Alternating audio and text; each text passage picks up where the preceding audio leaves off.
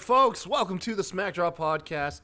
It's your host, Kyle, here. Joining us today is going to be the AJ Styles of Podcast and Sebastian. And, of course, Kevin Crazy 316. What is up, you guys? Yo. Dude, it happened. It happened. No more waiting. AEW's got a weekly television show, you guys. It does. The Wednesday Night Wars are upon us, son. We are in them, no longer speculating. We are witnessing them go down starting tonight. You guys, we're a wrestling podcast. We like to recap and review WWE and AEW shows. We offer predictions on the pay-per-views, along with an assortment of other videos, such as our throwback episodes and deep dives on occasions. If you're first-time joiners, thank you so much for giving us a listen to. You can find us on Podbean, Spotify, Stitcher Radio, iTunes, and Google Play Music. Of course, we are on YouTube. We are always encouraging people to like and subscribe over there. Help us get to 100 subscribers for that custom URL. Boy, I'm excited, man. I'm so stoked. You guys, tonight's show was awesome. Like, yeah. I don't know how to put it, man. I'm cheesing ear to ear, and this time it's not even for an act. Like, I can't stop smiling. It's solid. Yeah. It's a solid show. Yeah, for sure. Yeah, I mean, granted, one thing it does have helping it is the fresh coat of paint. It's the brand new show, so there is going to be some passes. I know, Sebastian, you're not so No quick passes. to, No you're passes not for quick me. to give passes. Nope. So, Nope. for me, I'm willing to hand out all the passes tonight just to see the horizon of the new wrestling landscape that we are about to experience, my friend. Sebastian's going to keep the same energy. Yes, and that's why we have you on here, bud. Really quick, though, for the fans, listen, you guys, the appeal of our show has always been we're just a bunch of guys and gals on occasions that like to talk wrestling with each other, and of course we would like to talk wrestling with you guys. So please feel to hit us up in the comments section. Tell us what you thought of the debut episode of AEW's Dynamite, and you can hit us up on Twitter at the SmackDrop Podcast, or at SmackDrop Pod, myself at the Kai Tai Show.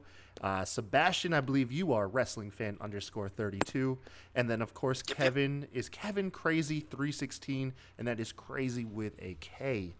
And I think that's it for our intro, you guys. Let's get into it. Overall thoughts. AEW's debut episode of Dynamite, man. Let's overall just general thoughts on the show. I'd give it a B.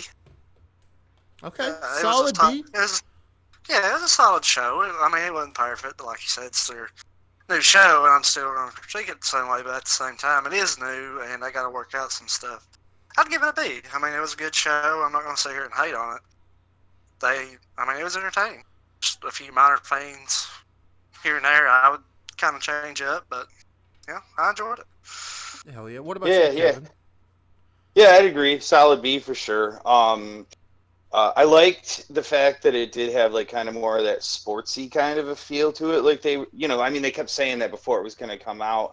I thought that was kind of a nice aesthetic. But yeah, a couple things here and there that weren't perfect. But hey, who's going to be perfect on their first time out anyway? Speaking of the sports-like feel, how did y'all like the their AEW records being on the nameplates when they were coming out to the ring?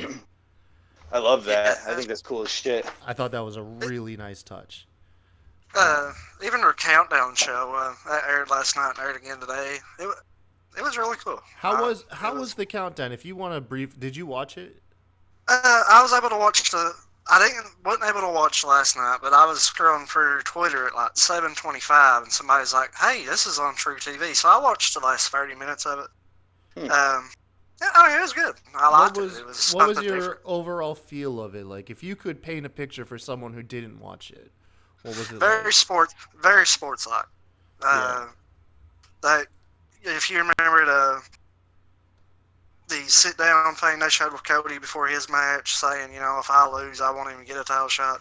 I mean, all those pre-match stuff they showed tonight was from the countdown.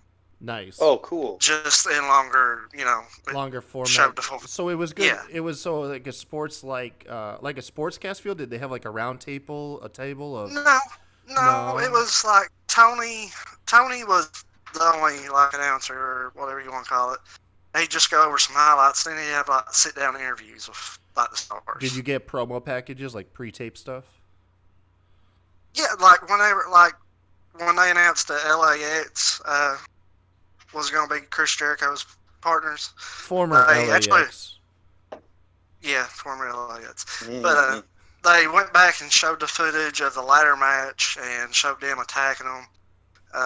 And then it showed like a backstage type thing where LAX, I'm going to call them LAX here, went back here and thanked Jericho. And that was, I guess, kind of like Jericho brought them in, I would say. Okay. And so, yeah, it was cool. It was a sports-like feel. It kind of made, like, the Cody interview, I kind of felt like I was watching somebody prepare for like a UFC fight. Like, knowing what would happen if they won, lost, stuff like that. That's kind of how I got from the opening promo package with Sammy Guevara, at least his side. As I'm an avid UFC watcher. And the way he did his promo package, aside the whole like parkour segment they gave him, which I thought was a nice touch. It is pro wrestling, so these guys are going to have to be over the top in some of their athletic abilities. But yeah, the general style of the interview was a lot how UFC presents its product in its interviews. Like UFC, boxing, somewhere like that. Yeah. Also, I didn't see this part, but I did see this last night. Dave Meltzer's on the payroll. I don't care what anybody says. He was even on the countdown show. Fill us in on this whole payroll thing that I've been seeing lately. Dude, it's like he's on his knees for him. Taking shots at WWE or not just that, man. He can't say a bad thing. Like when as far as to say that ladder match was the greatest of all time. Somebody even somebody tweeted him earlier today was like, hey, do you think AEW would set up some kind of building? And that was all was said. Nothing said about WWE, and he came out and was like, well, no, WWE wouldn't, but Kenny Omega's the biggest star out of anybody. Like, just trying, he's completely biased, him and Brian Alvarez. Never have a bad thing to say about AEW. It's always negative about that. Well, that's what we have you for, Sebastian. You'll keep them in check, all right? By gosh. All right, man. So let's dive into it. AEW opens from our nation's capital in D.C. We got the new commentary team of Jim Ross, Excalibur, and Tony Schiavone. Tony Schiavone apparently is ageless. Yeah. Holy shit.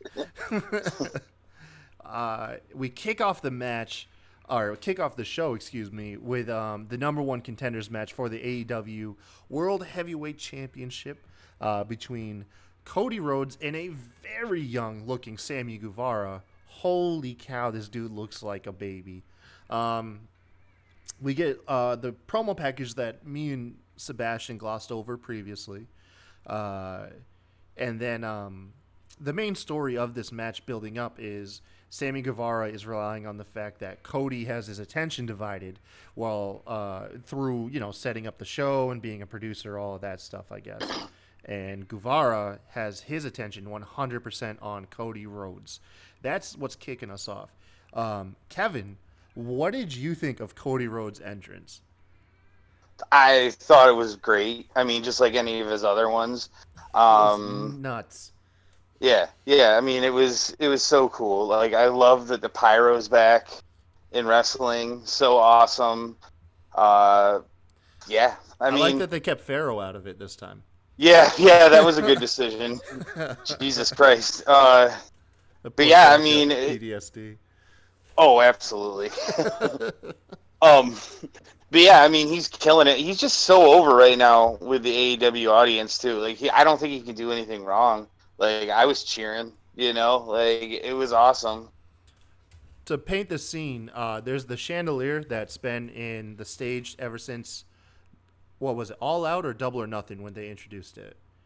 I don't remember. But or maybe it was even All In. But the chandelier effect, if you've seen any of the previous AEW shows, you know what we're talking about. The chandelier was lowered to the ground. You have the two tunnels on either side of it.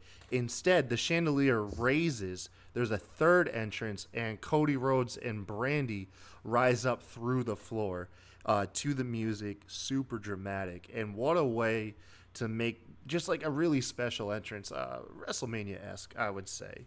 Level of entrance. And then, of course, we have Sammy Guevara, who come out afterwards, booed relentlessly from the crowd. It's awesome that they get behind his character enough to boo him. Some people, you never want apathy, so it's always good to hear those boos come in. And then we hear the announcement. This is the first wrestling match to take place on TNT television since 2001. Obviously, remarking on WCW when they closed their doors. A couple other things to set the scene. Aubrey Edwards is our referee. Apparently, she's the highest ranking ref in AEW and happens to be a female. So that's a big thing there. And honestly, looking at the caliber of refs, because I was kind of being critical throughout the night, I kind of agreed with them. Even though Earl Hebner's out there, Hebner, obviously, time's a factor. He's aging. He's getting older. Aubrey, she's seemingly a spring chicken, and she's good at her job, man. When they said that they were making her, like they quoted her the highest ranking official, I was kind of playing my inner Sebastian. I was like, let me find a hole in her game just to call them on this BS. And no, man, she held up. She's good. I will say she did a great job. Nothing about her struck me as different than any other good referee. So yeah, she does a fantastic job. Yeah, she's good. Sebastian, something about the female ref, man. Even in that state, I can't remember her name, but the female ref over there is very good too. Yep. I mean, they gotta be. They're trying to break down those barriers. You know what I mean? I bet they're extra critical on themselves, not to go out there and be sloppy. Yeah. Yeah, because they're probably way more open to criticism, or susceptible to criticism than, say, the male counterparts. Sebastian, what was your thought on this match, man? Well, it was the match of the night. Really? Opening match of the night, wow. Huh? I did. It was kind of weird. Sammy playing the underdog, but as a heel. That was kind of weird dynamic. Well, he's a baby, man. He's smaller than Cody. It would be hard to paint him as the favorite in the match. I get that, but just underdog heel is a weird story to tell. Yeah. But true. No, I like this match. It was started the crowd. The crowd was hot. I'm not sure about the finish, man. That was really my only complaint. Cody, not really been but the strongest to begin with. Needing help to beat Shawn and losing the tag match and a draw to Darby. I'm not sure the schoolboy was the right way to go. God damn it, man. Really? You want to get into it this early? Like, for real. Dude, this match, come on, man. I said it was the match of the night. Give it to this kid. Like, Cody was not beating him sound. That's the smart way you book it, man. Cody didn't steal one like how WWE play it, but Guevara hit. Is it Guevara? He hit so many high-risk moves that he had to have been depleted by Shooting Star Press, taking the knees to the chest. At that point, his stamina tank is empty. It's not like he was being devastated, but he was probably exhausted, man. Look, it was the match of the night. Seb. Come on, man. It was a match of the night. Cody hit the springboard cutter. There was a avalanche reverse suplex, avalanche Spanish fly. I really liked that Scalor bringing up Cody's struggles with the smaller style people, like the Darby Allin match. He brought that up at the beginning, so I like that touch.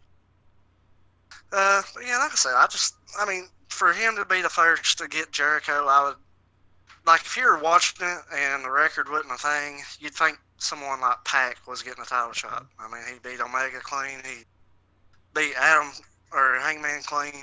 Not the guy, it's Schoolboy and Ty. But I mean, it was a God. fantastic match. I mean, Look, I'm man, not saying.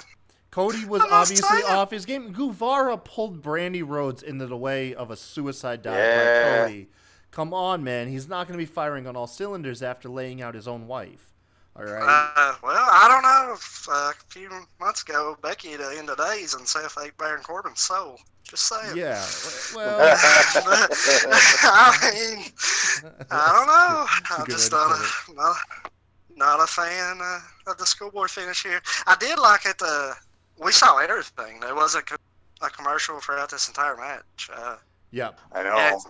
NXT was heavily advertising no breaks the first 30 minutes, and AEW matched it. And probably even, if you count the picture-in-picture right after this match, probably surpassed NXT as far as not missing a thing as a viewer. Yeah, I don't Yeah, it know, was man. a long time. My wife came out and mentioned that too. I'm gonna do the Rob plug, and then that's I love that's the official name of whenever we mention a family member. But yeah, no, my wife came out. She was watching the match with me, and yeah, she mentioned that, and I was like, yeah, NXT was advertising all week long. They were gonna have limited commercials. I was like, it's probably a ploy to keep everyone's eyes glued right now. And Oh yeah. yeah, And it was kind of funny because after the match, and well, we haven't got to the post-match stuff yet, but I started to reach for my remote to flip it to NXT real quick. yeah. And then I look up, and it's picture-in-picture. I'm like, shit. Yeah, right. But speaking of the finish of the match, Guevara goes to go for a shooting star press off the top ropes. Cody gets his knees up and then does the schoolboy roll up for the victory. Tony Schiavone comes in for an interview, and in a moment that I did not expect to be heartfelt, in a 8-second span of Schiavone and Cody Rhodes looking at each other, and then the hug they had, just that quick moment, you could feel like these guys have grown up in the business and they saw, something that they were both like to some degree involved with crumble and fall, and here it is again, like the phoenix from the ashes rising up. You could feel that, just like we're here again, between them. And it was actually quite emotional. As quick as it was, they didn't drag it out. Cody instantly shook it off, was like, hey, let's go forward, let's go. Guevara acts like he's going to attack Cody. They end up having gentleman's handshake. But in an act of maybe it was on purpose, maybe it wasn't, Cody was distracted and then jumped by your current AEW bubbly champion, Chris Jericho. And he comes out and he lays out Cody Rhodes because that's the new #1 contender for his belt. And all around segment, man. Awesome way to kick off the show. Awesome. Yeah, I was digging it. Le Champion. Le Champion. So good. So good. Yeah. No, I was into that too, I thought it went on a little bit for a while with like the chair shots and stuff, but whatever. Hey, beat him up. Oh, yeah, because he did beat him up throughout like a whole commercial break. I forgot all about that. Yeah, I think I was in the group chat. Yeah, no, that was a really long beatdown. Yeah, it was. It really, really was. He got his ass beat for like 8 minutes, man. For real. Man. For real. So, do we have any intel on the next match? TPK Brandon Cutler. Did I miss something with this guy? Frankly I wasn't sure. never heard of him. Okay, so judging by what commentary handed us, Cutler has had a Twitter feud with MJF. Cutler used to be a pro wrestler brought into the biz by the Young Bucks. Did it for a couple years, decided to walk away, lived the life of a family man, apparently enjoys tabletop games like Dungeons and Dragons, I guess. And MJF has been using this as a point of ridicule, kind of downplaying him. He's not a real wrestler. He's a family man coming out of it just to pretend to be wrestler. And MJF lights into this dude. He gives like a 5-minute verbal lashing on anybody in this dude's vicinity. Like if you even were just in MJF's aura, you were in the line of sight and he was coming at you with his promo. I haven't seen a guy do this in a long time. Like I don't know. I don't want to build him up to be something like extraordinary, but that dude just is such a natural fucking asshole. I know. Like, it comes way too easy to this guy. Oh, I love it. yeah. I love it. It's so funny.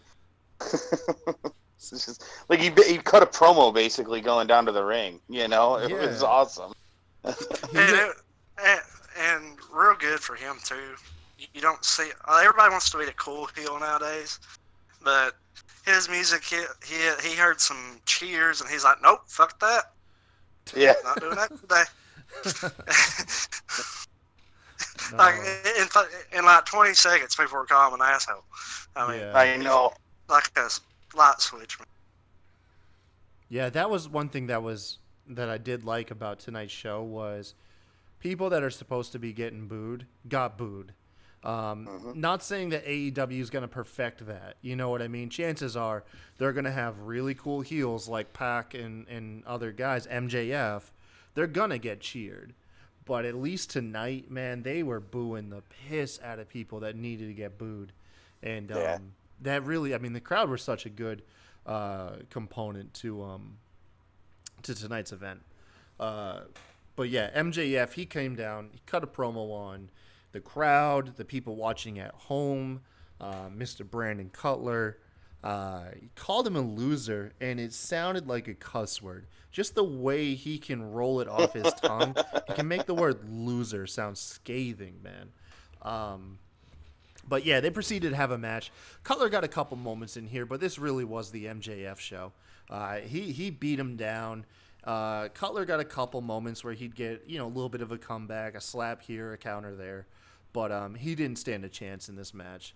How did the match end again, by the way? Just tap out. MJF. The armbar. Did they call that the salt of the earth armbar? Thank you. That's the name. Yes. Okay, I wasn't sure if I heard that right because my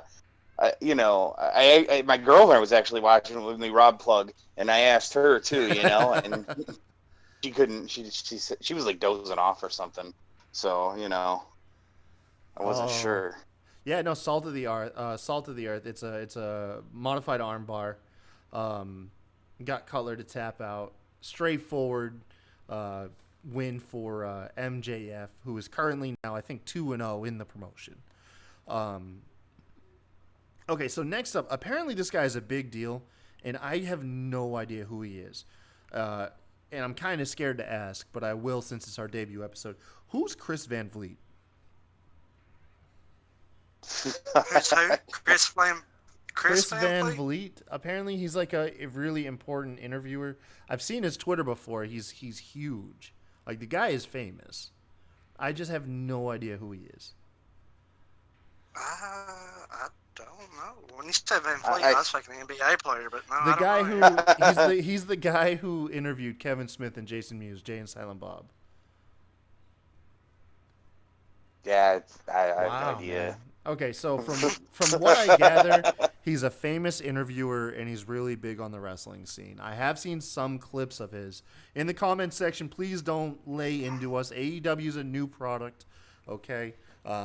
Trying to get everybody down. We will over the weeks, but yeah, he was brand new to me.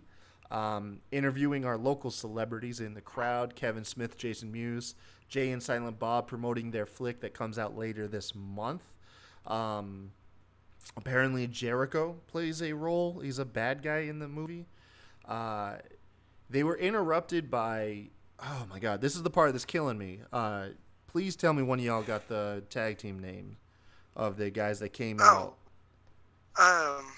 Angelico and I want to say the other name is Jack.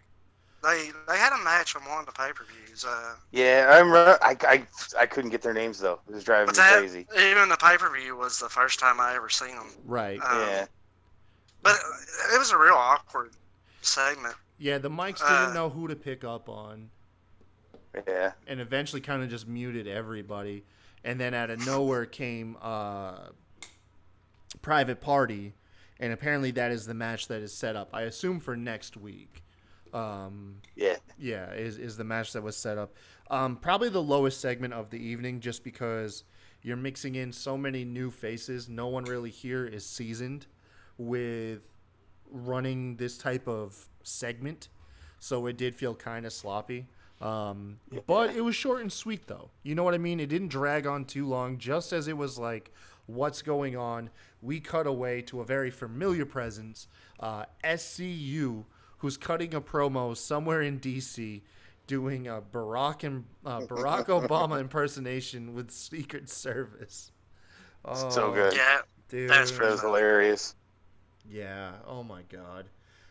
Jack Evans. I think that was the other guy's name. Jack Angelico Evans? and Jack Evans. Thank you. Yeah. Oh yeah, straight from the heavens, Jack Evans or something like that. That's what they kept calling him. Thank you, man. Wait, like last second. Hail Mary. Yes. But yeah, man. SCU is awesome. They insult DC. They do the thing, but they insult your town and then you cheer them. It's those are the lovable heels. They're taking part. Okay, so does the name of this tag team tournament have, like, is there an official name, or is it just like the tag team tournament to declare the first AEW tag champions? I think you got it, man. There we go. Hey, look, man. Just like I said, I like to double check my facts here. Okay? No, you're good. But yeah.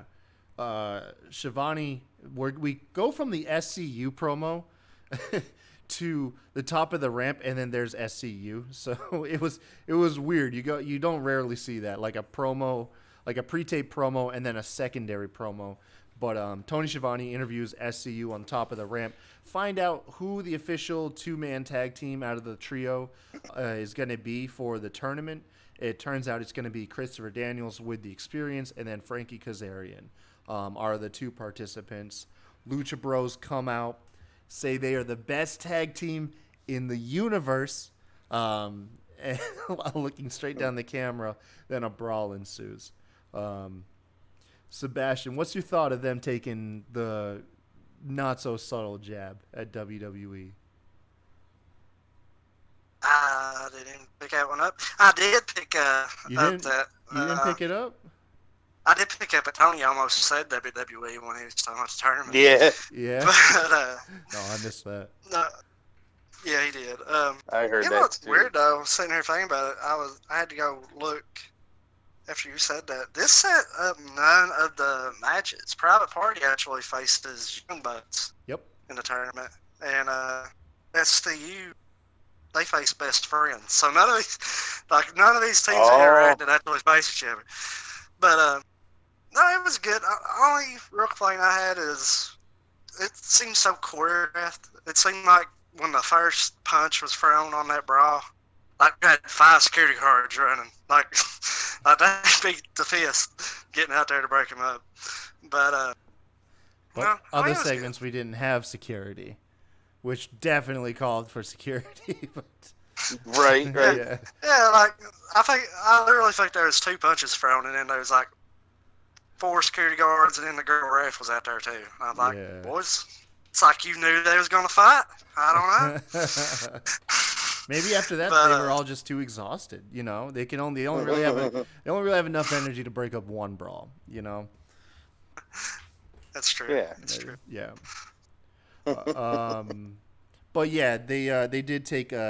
So one of my predictions on a previous episode we did was, are they gonna do a cringy shot at WWE again? It's mainly been Cody Rhodes has been the master of cringe. So, and he obviously didn't do anything cringy this time around. But no, they didn't, man. I think I heard one other reference to WWE later in the show, but it was so minor that it didn't feel like a cheap jab at them. This was the only one I saw. It was when Lucha Bros declared themselves the best tag team. Then he stares down the in the camera and he goes, universe. "In the Yeah. universe." Yeah. That Yeah. felt like the yeah, only yeah. direct shot. And then it wasn't Yeah. as bad. I don't even think like too many of us probably picked up on it, but I was there like a hawk. Yeah. Um, Man, I really can't wait for Lucha Brothers versus the boy and his dinosaur. That's gonna be the best. Yeah. That's gonna be awesome. I pumped that one. Oh man, dude, no, AEW was really good. Yeah. Did they say what matches were gonna happen next week? I can't remember anything. I don't think announced. I don't think they gave like a clear roadmap. I didn't pick up on nothing. I know that the couple of the tag matches are going to be next week. That's why I was wondering. The Which tournament kicks Or off the- next week. Yeah. Yeah, I'm pretty the SCU versus with a Private Party, right? Isn't that who they're wrestling? Think so. Yeah. And then the Young Bucks match versus I don't remember who, but I'm sure that they mentioned those two matches. Don't worry, I got you, bro. what? The bracket? I have the bracket. Yeah, I have the bracket right here too. Yeah, so you got SCU. You're taking on the Best Friends, and then you Okay. have Young Bucks and Private Party, and Lucha Bros take on the Jurassic Express. Oh my God, they said Express. Oh man. Yeah, and the Dark pretty Order sure got a bye into the first round. Yeah. So I'm pretty sure they're having at least two of those matches next week. So it's probably going to be in the finals. I'm going to say Dark Order and Dark Order and I'm going to say Lucha Bros. No, because if you do that, it's going to be Lucha Bros and Young Bucks again in the semifinals. These guys have faced each other like, I don't know, man, like 6-7 times this year. The boy and his dinosaur for the win. You think you get shenanigans and Jurassic Express wins? No, they don't need it, man. Luchasaurus is just the monster. Yeah, You know, he is a big Yeah. he is a big boy. I think he's the size of Kane. I mean, he's a dinosaur, guys. What the hell? Yeah. I could see them winning. I could see them You winning. think two guys in a mask gonna meet a dinosaur? Come on, dude. Oh, man. Yeah. Show no fear until you get stomped on by a dinosaur. Then whatever. Then whatever. So we got Hangman Page versus Pac next. This was the only other WWE reference I heard. Jim Ross did declare Pac was the man gravity forgot, and obviously he got that moniker in WWE. So that was the only thing I picked up on, but it was really subtle. These guys just put on a hell of a match, man. Yeah. It went long too, but not too long. They went through 2 picture-in-picture breaks. One of the things I noticed with the picture-in-picture breaks was that the action still stayed pretty heavy. Right. Like it wasn't a lot of rest holds and waiting to be on screen. I'm not saying they went 100%, but there were times I noticed I was like, damn, that feels like that's something you would reserve for television broadcast. Almost like it rewarded the people that were paying attention. But Saw most of the stuff tonight. yeah. Very few commercials that wasn't picture in picture. And if it was mostly intro, like right before a match started. Like as far as the in-ring Yeah. stuff goes, you didn't miss. No. Yeah, no, actually, No, yeah, it because was this really- match did start technically during a commercial break, didn't it? Yeah. No. Yeah. I actually put that in my notes now that I'm sitting here thinking about it. Like, they came back from break. Pac, whatever, was outside the ring on the ramp, and they run the bell. And then he runs inside. Oh, yeah, that was kind of awkward. I forgot about that. Commentary did talk about it like he was trying to get into Hangman's head, and then they were complimenting Hangman for not going outside and chasing him, for But, trying like- to do the fight on his terms. But, like, you can't ring the bell unless they're both in the ring, right? Yeah, hey, you look, man. Listen. It's pro I wrestling. forgot. AEW don't have rules. I'm sorry. It's pro wrestling, man. Come on now. But Are I they did with? like Are it they when this within happened. eyesight of each other? Like, can they see each other? Like, yes. All right, cool. Ring the bell. Yeah, but I didn't hear the ref yell, "Are you ready?" And Impact was like, Oh "Yeah." my god. Yeah, you definitely just But peeked out the mics there.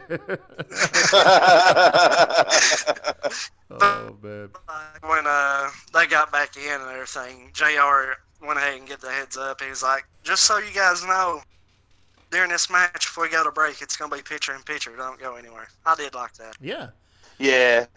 It felt like everything to a degree, Sebastian, because I know you actually have a counter argument for me. But it did feel like everything to a degree just made sense. Like, not so much the rules, but how people were approaching everything, how they talked about everything. With the only exception maybe coming in the main event. But yeah, no, it felt like they should have mentioned picture in picture, and just a couple things like just to me made sense. I don't know how to explain it. I don't have the specifics down. Maybe I do in the notes, um, but no, it felt refreshing. Maybe I'm thinking about like having the records out there, and like I said, just a couple little minor stuff. Just felt a little different, and that's all. And I guess that's what they're out trying to do, is be different. So it worked for me. I don't know. Kind of rambling at this point. But It's a, it's a decent match, though. Kevin, how'd you feel seeing Earl Hebner in there, man? That was awesome. But man, he is getting old. Holy crap. Yeah, But definitely. it was cool. That was cool. And I really like this match a lot. You know, like they said in the commentary, I mean, that was a pay-per-view level match. I mean, obviously it was supposed to happen at, Double or Nothing. But, man, get those guys back in the ring, because that was awesome. Yeah. It's a sure thing that both those guys are future AEW champs. Oh, for sure. That's a lock, man. Yeah. I thought it was a decent match. I didn't think personally it was pay-per-view quality, but it was good. I feel like if these guys had more time, they could go out there and put on a banger. They definitely have chemistry. I mean, there wasn't nothing wrong. It wasn't, you know, it wasn't clunky or anything like that. Everything they did was fluid. It just, to me, it never really felt like they got out the gate. How about when Pac is almost thrown into Earl Hebner, and he does that low blow spot where the guy mule kicks backwards. Normally the leg is supposed to follow through, and it's kind of like the thigh that makes contact. I noticed that it was like all his heel. Like that was like there was no faking that low blow. That looked. If you go back and watch it, you'll know what I'm talking about. Yeah. Like instead of like the flow through, and like kind of like use your imagination to that they made contact. Like no, he mule kicked his junk so bad. It looked nasty, dude. Like, I saw that and I cringed, man. Yeah, it looked like it hurt. Yeah, for Pac, sure. Pac did the Black Arrow onto Hangman Page as Hangman was trying to get up. After he hits it, he goes straight into the Brutalizer and taps him out or passes him out. I think he passed him out. I think He passed him out. Yeah. But yeah, man. Feels like they're setting up Pac to be next in line after this Cody Jericho. It wouldn't surprise me. Yeah. They put them strong against Omega, put them strong against Adam. It's hard to say, man. Because you got to wonder, are they going to care about the heel versus face dynamic? Are they going to lean into that, or do you think they won't mind trying to go heel versus heel? Because I can't picture Cody picking up that belt, man. Well, the here's level, the other thing, the level of nepotism in that, like, is crazy. Yeah. Well, here's the man, they're definitely doing things differently. I mean, what were you saying, Kevin? So, what about like the mid card belt too? A lot of rumors about television championship. maybe, some of those dudes would be competing for that instead of, you Yeah. know. So I don't know, just something to think about. They'll probably roll it out if they're gonna roll out a mid card belt after the tag team belt. Yeah, You yeah. know, probably do another tournament or something to declare the mid card belt. Yeah, sounds about right.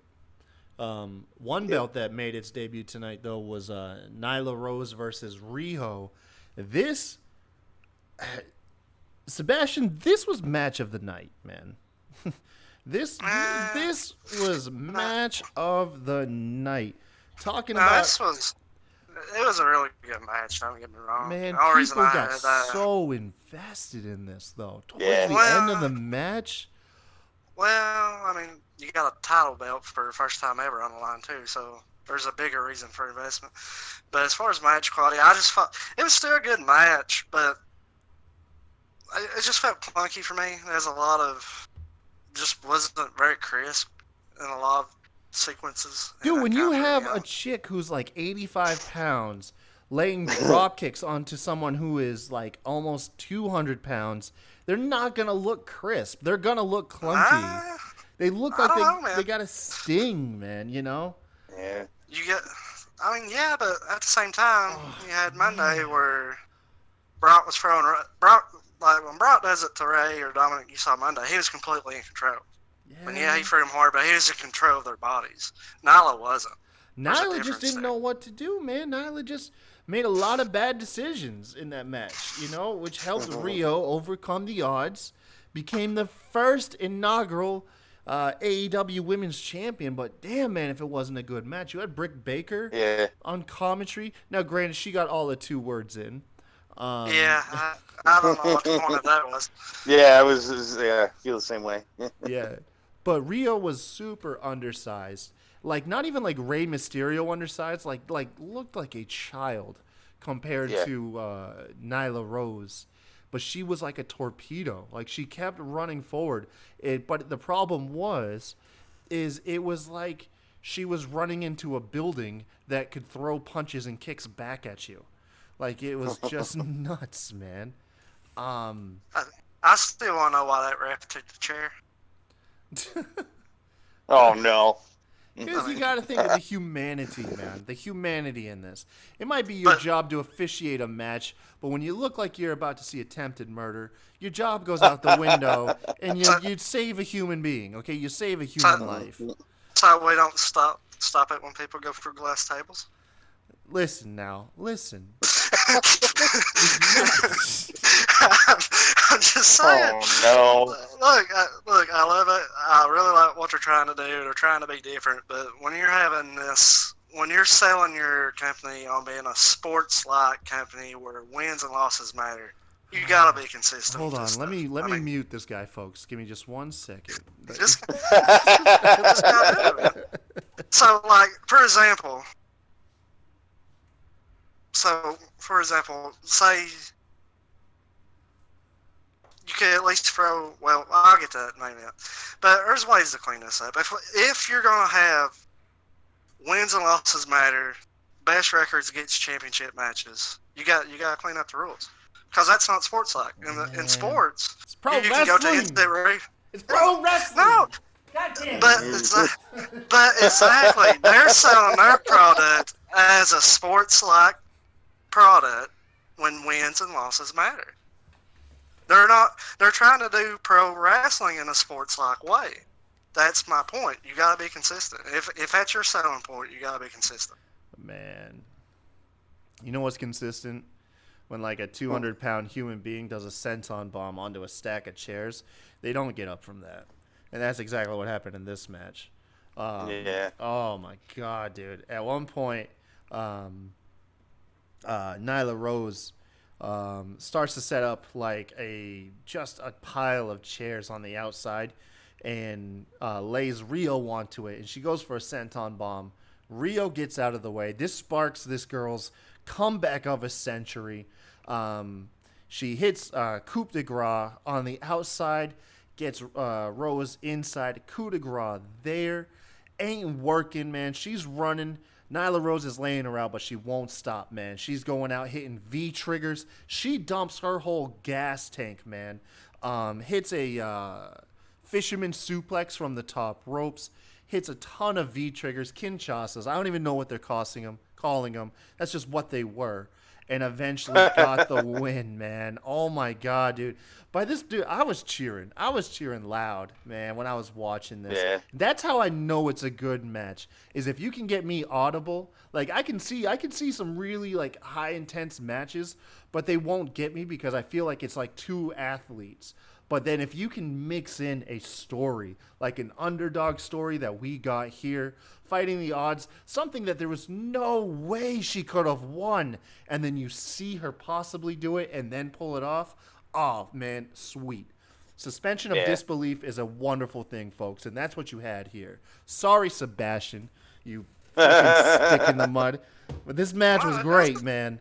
It was a good match, and it's nothing taken away from the match. I'm just talking about as a product, a company top to bottom, you gotta be consistent. It was a really good match. Rio is on the top of the list of talent that AEW has introduced me to. I'm a big fan of Rio. I'm glad she won the belt. I mean, it was a fine match. You're right. There's nothing wrong with the match. It's just I wish there was consistency. Like I always say, keep the same energy. We always complain if WWE doesn't have consistency. Well, keep the same energy. Yeah. Well. Bah humbug, man. Yeah, agree to disagree. After the match, Michael Nakazawa comes out, and this was a nice touch. I was like, oh man, they're going to actually do an interview where they'll let them do an interview in their native language and translate it like a sporting event. So Nakazawa selling the win before, and then he says, let me conduct this interview in her native language, Japanese.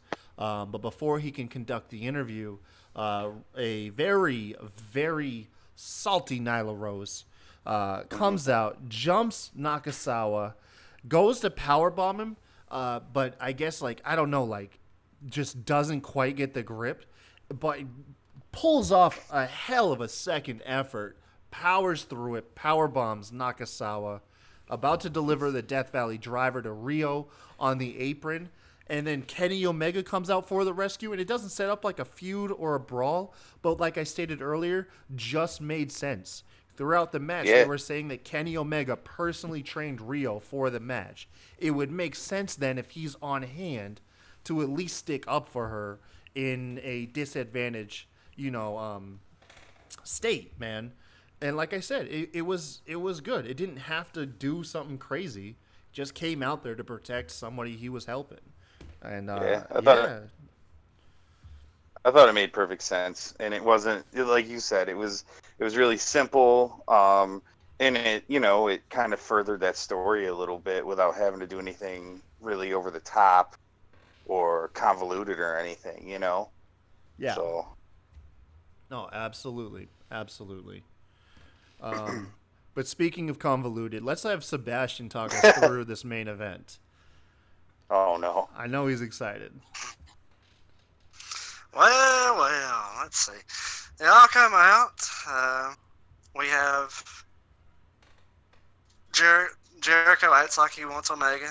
Tags out, old school stuff. By the way, folks, it's the Elite, the Young Bucks and Kenny Omega taking on Chris Jericho and Santana and Ortiz, former LAX members.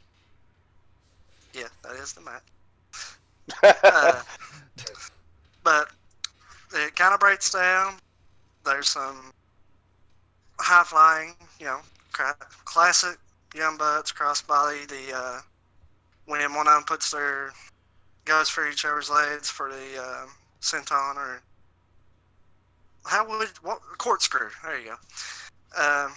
Then Kenny Omega does this. He's powering up, right? Powering up. And then he just spidey senses tingling.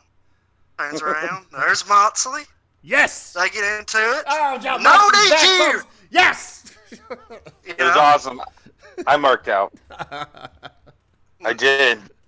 And instead of disqualification, like they should be. They let Omega and Moxley brawl for the crowd. You don't even know what's going on in the ring for a good 5 minutes. It's all Omega and Moxley. They go through the crowd. Nice beat up. Still no bell, by the way. Still no bell. They get backstage and glass table there. Can you sell the action a little bit, though? Come on, man. These guys were fighting. Yeah. At one point, Kenny Omega pulls out a mop in reference to his former character, the Cleaner. And they even said it on commentary, man.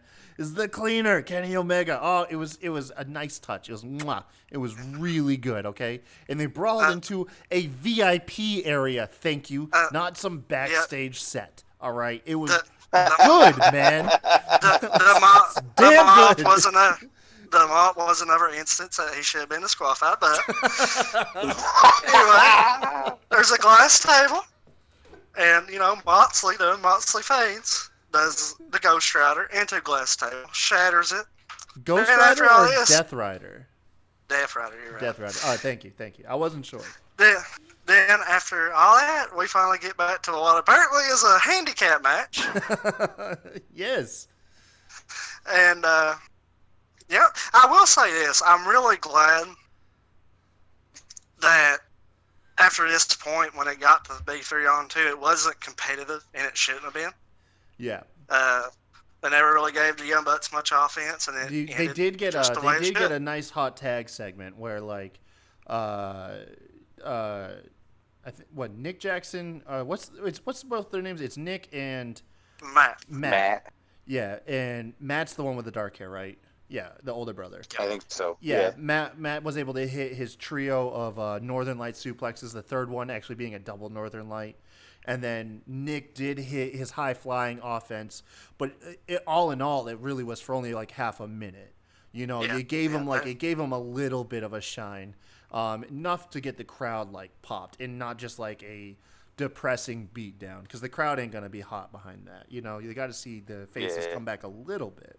And that was nice. But you're right, though. You're right. It was very briefly lived. Yeah, so I'm glad they actually made that logical. But this is the point I started to make earlier. This, like the rules consistently, it's easy to, like in this situation, it's a 6-man tag. It's easy to make up. Just say Kenny Omega got ejected for this and continue the match. Because is it Kenny's fault that Dean Ambrose came out there and John did that? Moxley. No, but John Moxley. Is it his fault? I mean, if wins and losses matter, then Jericho could go out there, fuck Cody over, and cause Cody not to get the match. Yeah. I mean, that's the only thing. What If you're are the gonna rules? tell it like this. What Exactly. are the rules? And Oh, Jesus. all our pay-per-views, I said this in the pay-per-views, I'm consistent, unlike them right now. You gotta clean it up, man. Like I said, it was not even get to the post-match stuff. I still very much enjoyed the show. I'd give it a B. But you gotta clean some stuff up, and that's one. Yeah. The Santana and Ortiz do eventually pick up the victory, getting some double team offense in there, ultimately letting Jericho hit the Judas effect. Jericho pins, I believe, Matt Jackson for the win. Talk us through the post-show or the post-match antics, Kevin. I got to be honest with you. I missed that. What? Because I was putting my kid to bed. He was being a little shit. Man. The kid's grounded, son. You grounded. I know. Well, I didn't miss all of it, but I came back into my living room and I was like, "Why the hell are all these guys in the ring?" Basically, it was like. So they tried to briefly. They kind of did a cool thing. They did that famous SmackDown ending where guys kept running in one by one and hitting their finishers, like all the big names. At first, there was a post-match beatdown on the Young Bucks. So,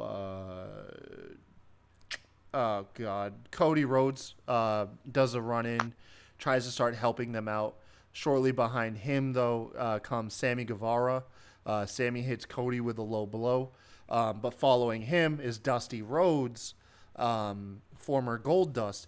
He nails his picture perfect power slam, but then is taken out by the new juggernaut of AEW, Jack Hagar, former Jack Swagger, and Jericho appears to have a new stable consisting of Chris Jericho, Santana Ortiz, along with Jack Hager and Sammy Guevara. So now we have a heel 5-man stable. When's the last time in North America have we had a primetime stable, man? Like of this Jesus. size. Granted, there's probably them in like Ring of Honor and the smaller ones, but like primetime, WWE hasn't done it since the damn Spirit Squad. That was the last like big stable that I can recall was the damn Cheerleaders, man.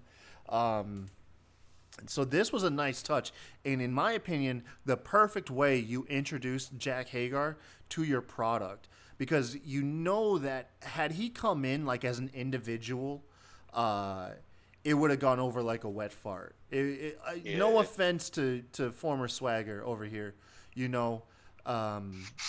great guy, great background and stuff, but he was never like meant for, in my opinion, the prime time, like by himself.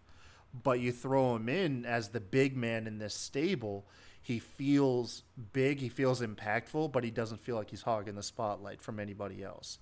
And I thought that was a very nice touch. I thought that was very smart and well done, because I had heard the rumors that he was debuting tonight. Yeah. Yeah. It was smart the way they did it. I can't really complain. It's just like we talked about on our preview show or whatever. They really, this is kind of the first time they've done it since. And John Moxley's a different case. John Moxley was on his way to having a Hall of Fame career before he jumped ship. Yeah. But Jack Swagger or Jake Hadner or whatever. Hagar. Hagar. Yeah. I'm not an MMA guy, so I don't get to watch much MMA. He's so not I didn't know either. that name. That's just kind of some like clever marketing. So I watch UFC and Bellator almost weekly, just as often as actually I watch pro wrestling, and they fed him what you would call, like in the boxing business, they fed him 2 tomato cans. Like the 2 guys that he beat, he like towers over them. Like look at the Nyla Rose and Riho match. It's pretty much the equivalent of that, but 2 guys that weigh the same.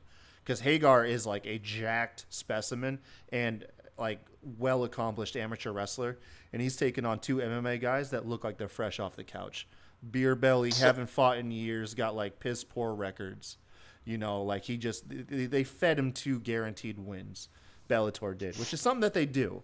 But that's for the MMA side of things. But it allows you to label him a undefeated MMA fighter and book him like that, like a real world threat, opposed to being former WWE guy.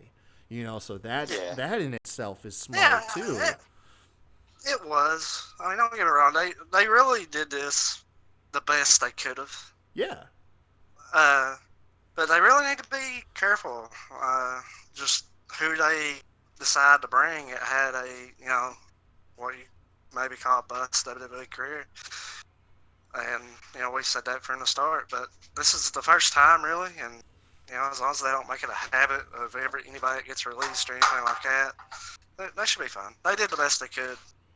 Yeah. With this one, No, I think that honestly this is just good for everybody though, because this week is already off to a slam bang start. Now I don't know what happened over on the other side of the fence, but from what I gathered, it was really good over there. Then not to mention, I'm excited to watch. Yeah, there's some rumblings going on later on this week. Which I guess, we might as well get into our outro now. It was a great show. Kevin, what was your thoughts? Closing thoughts on the show? For a premiere, I thought it was really good. They continued some of the storylines from some of the pay-per-views.